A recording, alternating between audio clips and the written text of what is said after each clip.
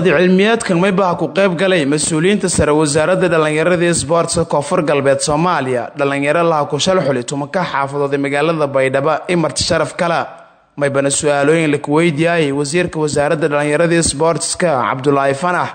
maybana ujeedadooda cilmiyeedka uu sahay sida dhalinta reer koonfur galbeed Soomaaliya iyo weelada lahaayeen dalad gaar ah oo kamidaysan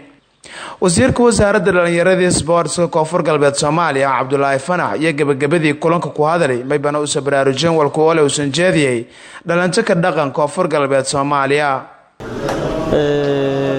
looga hadlayay sidii la isku xiri lahaa dhalinyarada ururada bulshada rayidka ee dhalinyarada ah iyo wasaaradda iyo dhammaan dhalinyarada koonfur galbeed waxay u baahan yihiin in ay helaan network ama meel la isku xiro wasaaraddu waxay muddooyinkan dambe ku howlanayd sameynta dallado iyo heykalo dhalinyarada ah maadaama xilli walba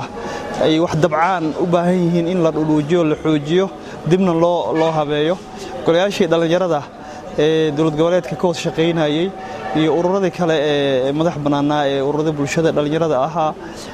wax madeeyo oo heykala ah dhalinyarada leeyihiin ayaan ugu golahayn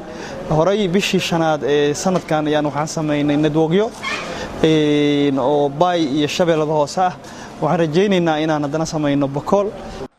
wasaaradda dhalinyarada iyo isboortiga koonfur galbeed Soomaaliya iyo wada dadaalo la ka hormariyo dhalinta Soomaaliyeed ee ka dhaqan gobolada isku aramiya maamulka koonfur galbeed Soomaaliya Maxamed Nuur Maxamed Cabdullaahi telefishinka caalamiga ee koonfur galbeed Soomaaliya Baydhabo.